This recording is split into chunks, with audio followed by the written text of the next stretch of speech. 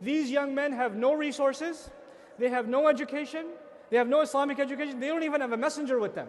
Nothing. They don't have exhaustive knowledge. And they are now in a very bad place. They are inside a cave. A cave is not a comfortable place. A cave is not a comfortable place. Especially out in the wilderness, there's danger of animals, snakes, predators, whatever else. They're inside that cave, and Allah put them to sleep, yeah? The way Allah speaks is important to note. Allah could have said, they remained in the shade. They remained in the shade. What that would mean, everybody would understand, even if the sun came up or sun came down, that they were still in such an angle that the sunbeams never hit them.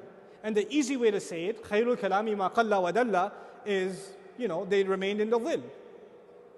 بَقَوْا فِي الظِّلِّ. They remained in the shade. But Allah doesn't say that. He says, وَتَرَى الشَّمْسَ إِذَا طَلَعَتْ تَزَاوَرُ عَنْ كَهْفِهِمْ ذَاتَ الْيَمِينِ وَإِذَا غَرَبَتْ تَقْرِضُهُمْ ذَاتَ الشِّمَالِ وَهُمْ فِي فَجْوَةٍ مِّنْهُ كَلَامٌ طَوِيلٌ.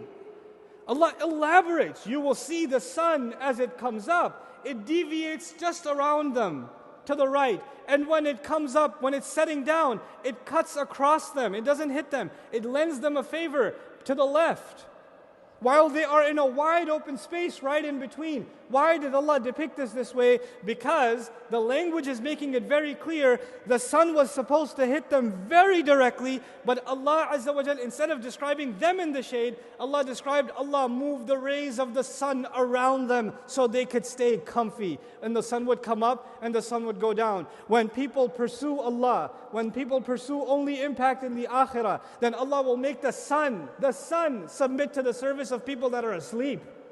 They're sleeping and Allah is serving them. The world around you will come at your service. There are people that are running after the world. But when you come to the service of Allah and you truly pursue impact inspired by the word of Allah, let me tell you something. The world, the sun, the moon, the earth, the skies, the seas, they will be at your service.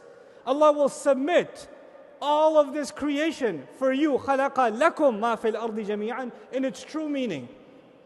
These people had no money, no resources, and look at what Allah will do for them. And if Allah can do that for youth then, who were not prophets, who were not Sahaba, who were not knowledgeable in revelation, they didn't have any of that. You know what that means? They are no different from the youth today. There's a reason the Prophet told us, sallallahu alaihi wasallam, to recite Surah Kahf and when times get tough. There's a reason to remind ourselves of a time when there will be young people who will say, we have absolutely no resources. Nobody's coming to our aid. We don't know how to make any impact. And yet Allah will give them, He'll give them aid from where they couldn't even imagine. مِنْ حَيْثُ لَا يَحْتَسِبْ.